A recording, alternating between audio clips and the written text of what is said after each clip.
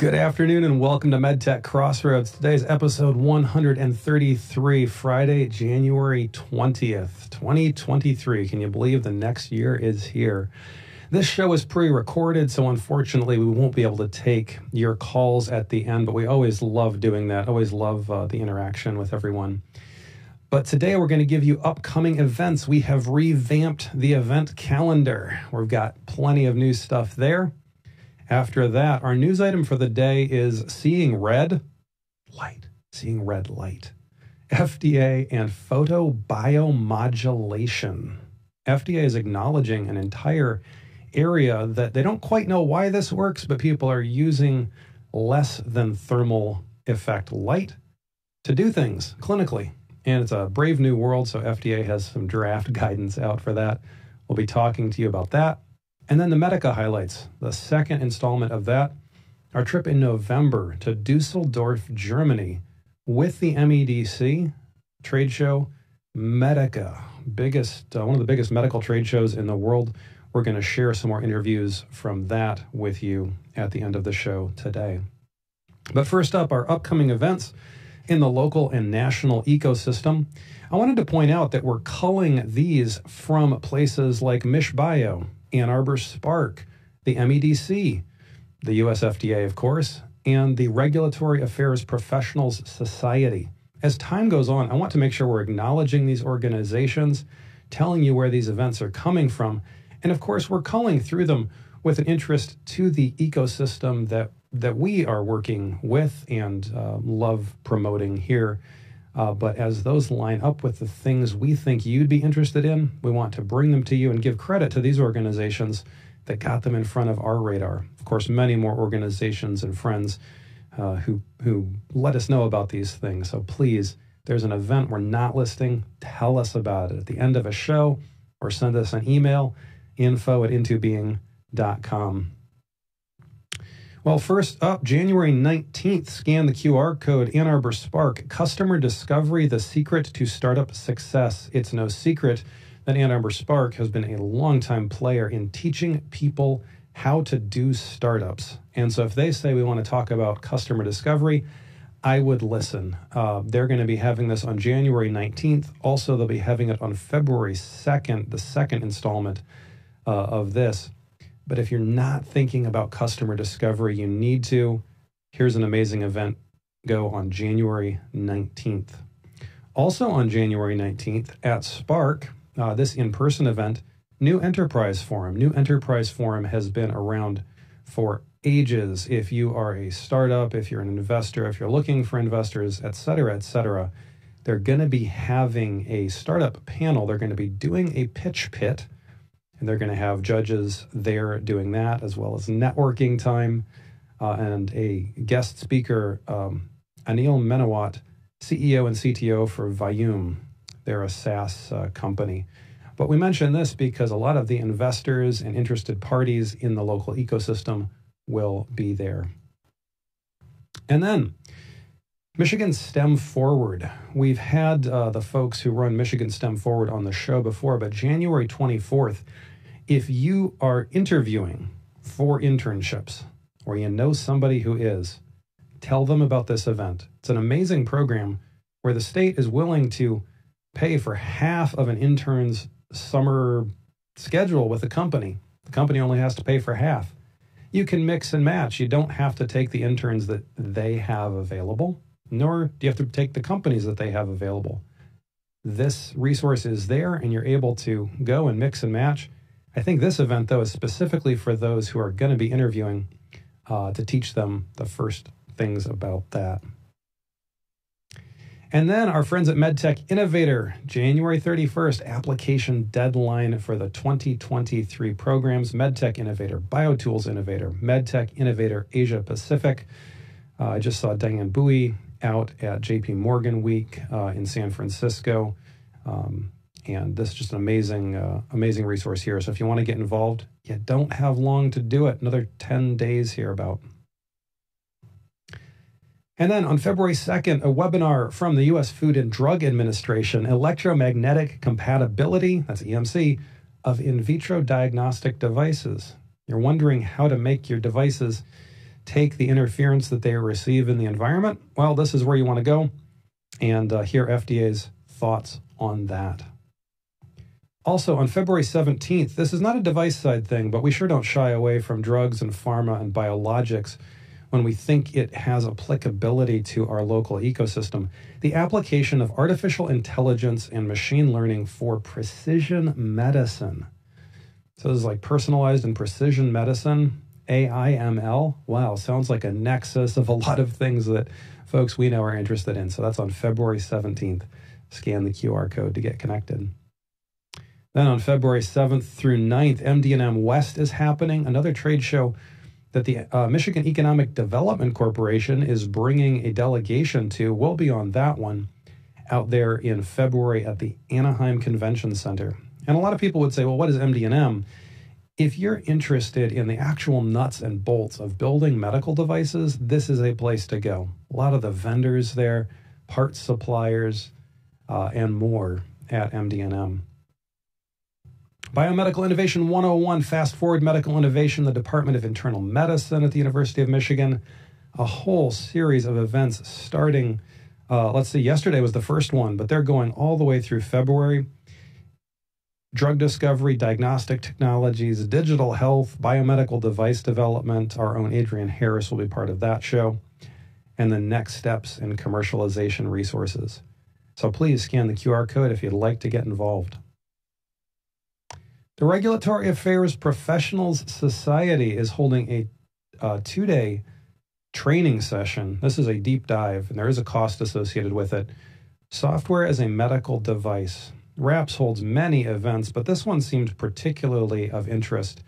It's in person in Rockville, Maryland. Scan the QR code if you'd like to go. But a deep dive, Michelle Jump and others doing this training.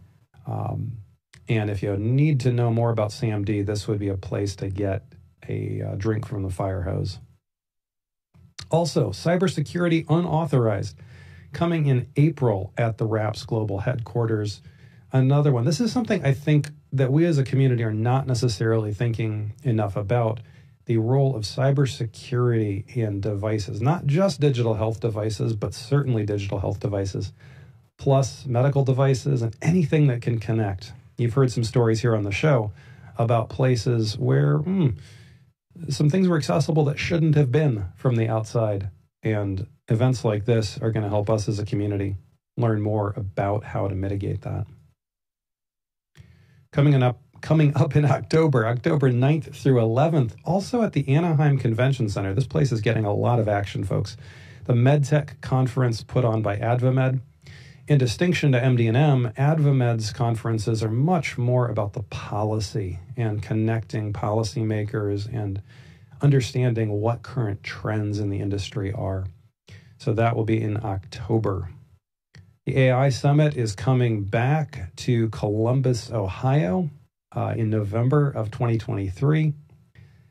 Combination Products Summit and AI Summit as well. And then finally, the Eye and the Chip 2023, put on by Henry Ford. You can scan the QR code to get connected, but if synthetic vision or the understanding of how cognition and sensors and transportation all play together in this new emerging field of what really is medicine, because it's going to involve HIPAA, folks. This is a place to get connected. It's a great conference that's going on.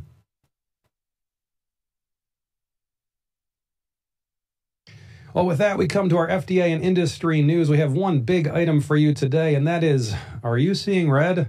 I know I am. And when we talk about seeing red, we're, of course, talking about devices like this. They might mount on your wall. They might be held in your hand. They might go on your head like some kind of a glorified ski cap. What are we talking about? Well, one word for it is photobiomodulation, which is the same thing as low-level light therapy, or LLLT. FDA started talking about this. PBM devices, photobiomodulation devices, pre-market notification, 510K submissions, draft guidance. So this isn't released, but if you'd like to read it, scan the QR code And if you'd like to comment on it, you can submit comments on this draft guidance there at the FDA's website. So what is this and why does it matter? Well, here's what FDA says. PBM is a therapeutic technique that uses low energy light to alter the function of the body. Now, that's a cool thing. What do we mean by low energy light? Well, something like this. It's designed to deliver a non-heating dose of light energy into the body to provide clinical benefit to the patient. So heating light does things like cutting or warming, but non-heating light still intends for that energy to do something to your cells, but to do it in a way that doesn't substantially raise the temperature of your skin or of your body.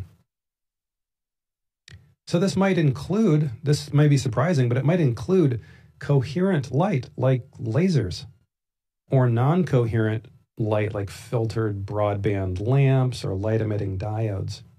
It usually is at specific frequencies because those are the frequencies being targeted for the treatment that you're doing. It could be a combination of both types of light. But nothing here distinguishes it yet from perhaps a surgical laser. And in fact, as you'll see in a second, these devices sometimes fit into categories that look suspiciously like other devices. But FDA is trying to carve something out here and show that there's a whole new category that they care about and that they're willing to work with industry on.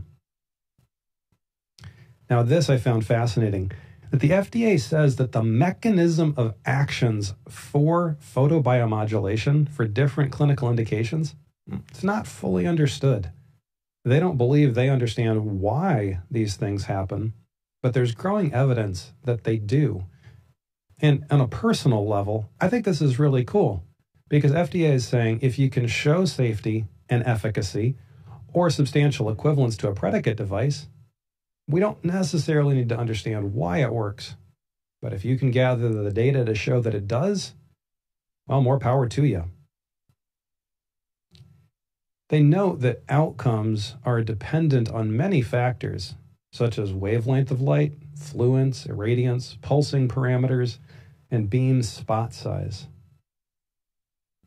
Uses for this include the following: acne treatment, wrinkle reduction, cold sore treatment, fat reduction, hair regrowth, and pain therapy.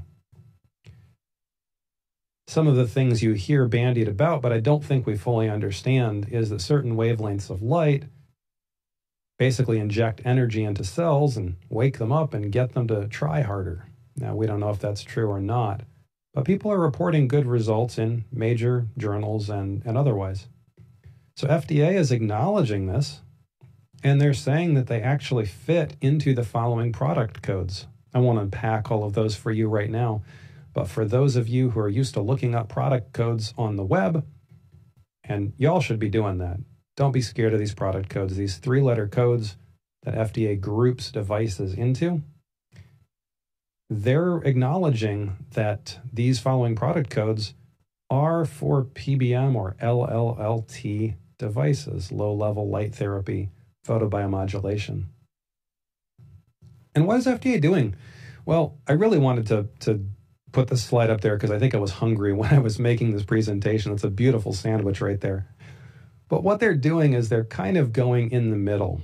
And if we take that stack of sandwich makings there, we all know that there are photothermal effect devices out there for cutting, heating. We've got lasers to cut tissue. We've got patient warming systems to warm patients up after surgery. And many of those are light-based systems, and that's great. That's wonderful. But those are actually intended to deliver a thermal effect. And at the very far bottom, we do have general wellness devices, low-risk devices that don't need the level of scrutiny that we might expect from FDA. And LLLT devices are neither of these. They fit squarely in the middle. FDA is carving out this mid-range for photobiomodulation and low light level therapy devices. So there it is in the middle of the sandwich. And this doesn't make it easy. It's not like this is going to completely remove all your requirements and give you a precise way to get through, because clinical data, for example, may still be required, and FDA has some very specific things that they'd like to see for clinical data, as we'll touch on in a second. But at least these expectations are being laid out, and they're relatively clear. So what's FDA going to want? Well, as often, they want a device description. It's going to contain anatomic areas of use. Where are you applying this device? The mechanism for light generation. The wavelength of light, because of course that's going to change where it affects things. The energy fluence or radiant dose, how much are you giving there? The spot size of the light that you are applying. And the output mode. Is this pulsed? Is this continuous wave? Is it some other novel timing application of the light? All those things matter. Also the radiant power and irradiance, and the pulsing parameters, if applicable. What else might FDA want to see? Well, they're going to want to see a predicate comparison, if there is one. They're going to want to see labeling, reprocessing information, biocompatibility, software, usability for home use, because a lot of these are home use devices, electrical safety and EMC, wireless technology, as well as thermal safety, eye safety, clinical performance testing, if it's applicable. But I got to say, on that one, if you're interested in the clinical depth and the clinical requirements, scan that QR code at the beginning of this segment and read through that section. We didn't unpack it here, but there's a lot of specifics that FDA is asking for when it comes to the clinical items that they want to see for submissions in this area. Finally, modifications to devices is something they'd like to see you talking about. So hopefully that helps. I'm just going to go back to the last slide that we had here showing the QR code. So if you want to get to that, this is not the most efficient way to do it, folks, but there it is. There's the FDA draft guidance. If you're interested in that, go ahead and scan it. Take a look.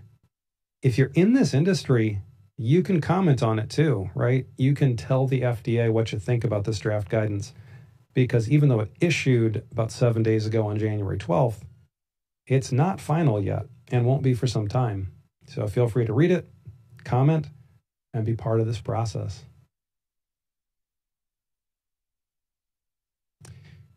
And with that, we want to take you back to Dusseldorf, Germany, to the MEDICA trade show. We had the opportunity to interview a number of people there with the Michigan delegation, and it was an absolutely wonderful time. I want to bring you some of those interviews right now. Enjoy.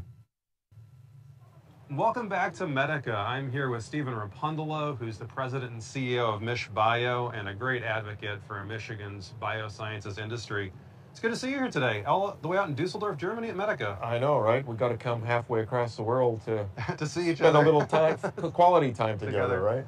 But the news back home is really, really good. You guys published a press release, I think, last week talking about growth in Michigan's biosciences industries. Tell us just a bit about that.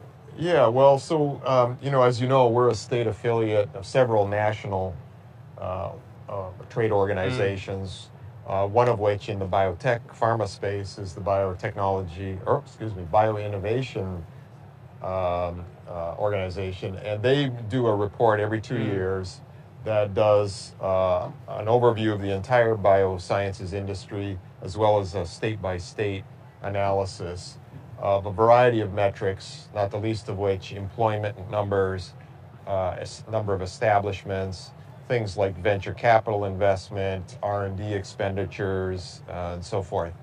And they dissect it by different sectors. Overall, we saw almost 6% growth over the last 2 to 3 years, so during the pandemic. And the med device sector was notably up as well. And we're now the 10th largest device state by employment. Wow. And we have the 5th most number of med device establishments in the country. Wow. But, you know, well, I don't know if it's that Midwest modesty or, you know, humility or what, but we don't sell our story well enough and loud enough. And so it's great to be here, you know, in Dusseldorf to kind of spread the word internationally, especially, you know, in the backs of the MEDC, who it's amazing. Saw fit to invest in having a pavilion here, and it's great presence, and it's, you know, allowed us to tell our story to the world. So it's great. Why is it important for MichBio and for the state of Michigan that we're here?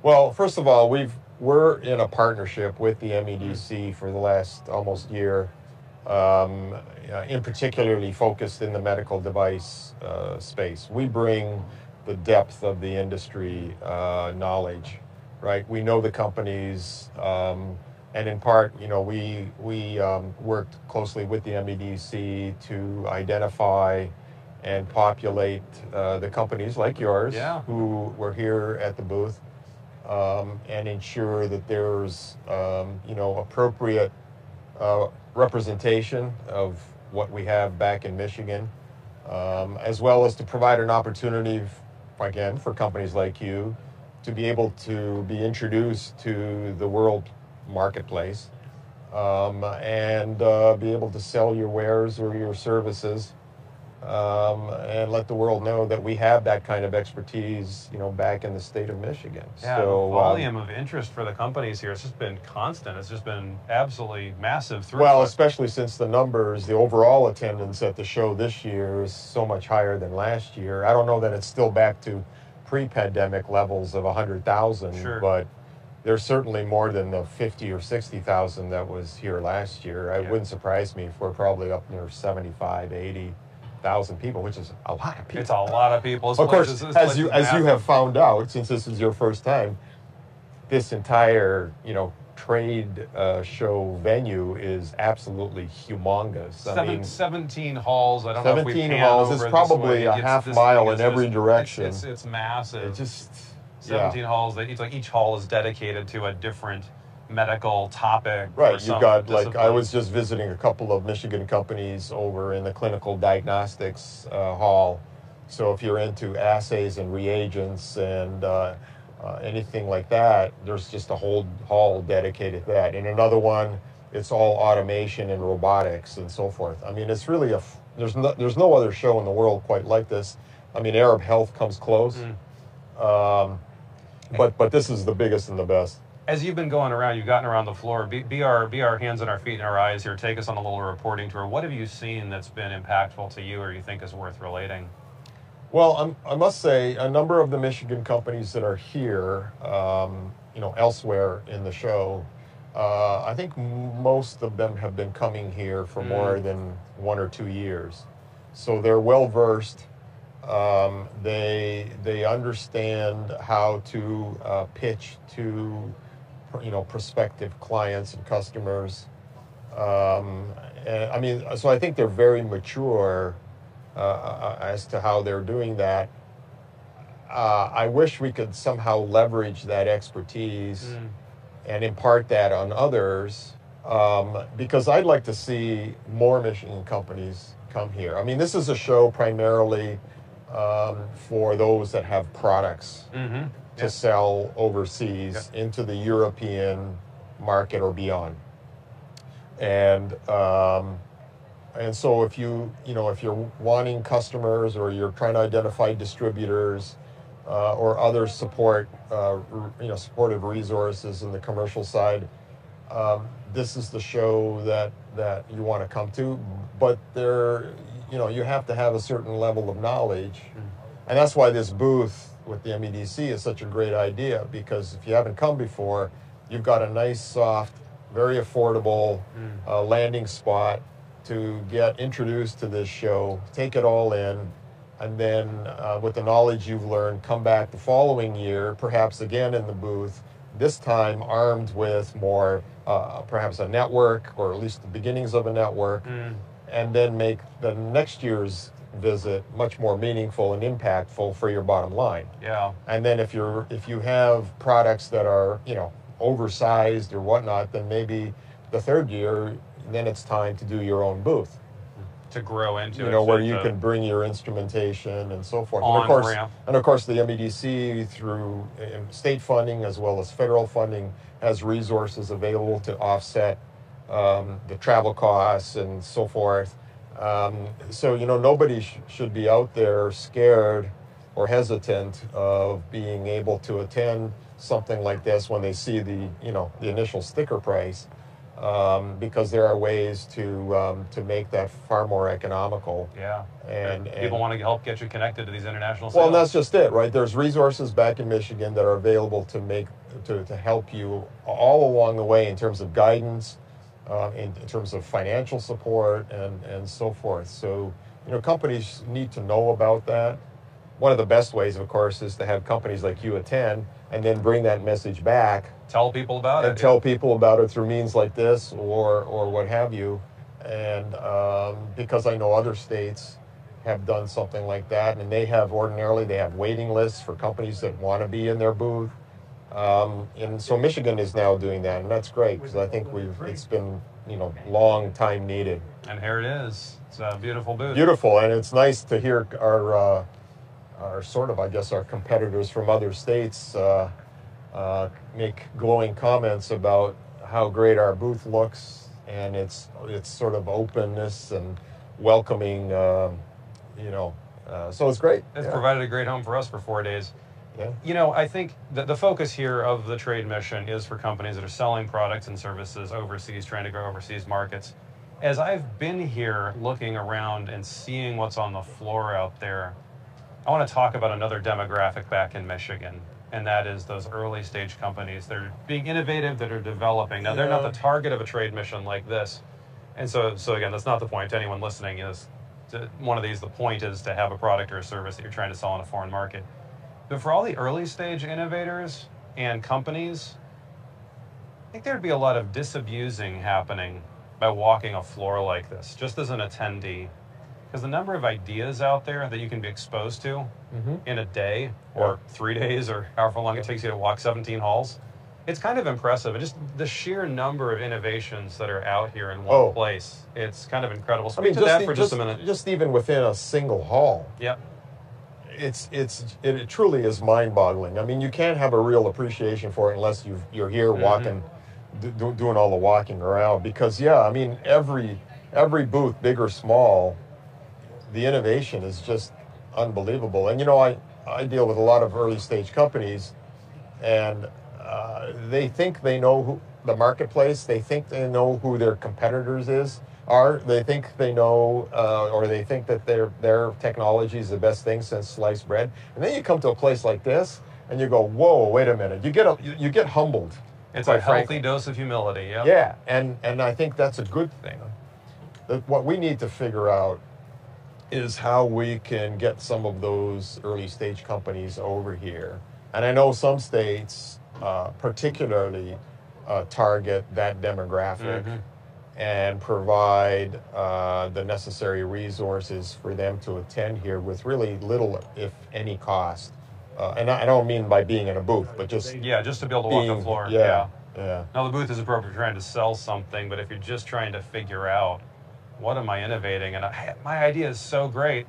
Then you come to a place like this, and you're going to save yourself a year or two of thinking you had a great idea when you really didn't. So you can move on to the next great idea. It also, that really is. it also exposes the early stage company to more knowledge and intelligence. Yeah. Because if you're thinking about the European market, yes, you can go hire consultants and so forth, many of which are U.S. based, to try to guide your way here. But then when you come to something like this, you've got those European-based experts who are versed in reimbursement and regulatory and so forth that are, do this day in, day out. And those are the ones that you really want to talk to and get to know, because they often provide different perspectives than those that are based back home. They're in that market, and they live it every day. Yeah, they live it every day, and they're also looking oftentimes for and they also in the understand the nuances that we may not perhaps have the full appreciation for. So a great place for companies large and small. Wonderful trade mission here. Thanks to MichBio for all you're doing and your partnership with MEDC and just all your boosting over the years. You and I have known each other for I don't know how many years now, but I always remember you're long time. You're a communicator. You introduce people, and here you are in Germany introducing people. I remember people. that first MedTech conference, and where was it? Where we were? You went for the first time to San Jose, was it? Might have been. Yeah. And we turned you on to that conference. Well, Stephen Rapundalo, President and CEO of MichBio, thank you so much for talking with us today. Thanks for having me. And good to see you. Well, that's it for MedTech Crossroads. Hope you enjoyed it as much as we did. We're looking forward to being with you next week.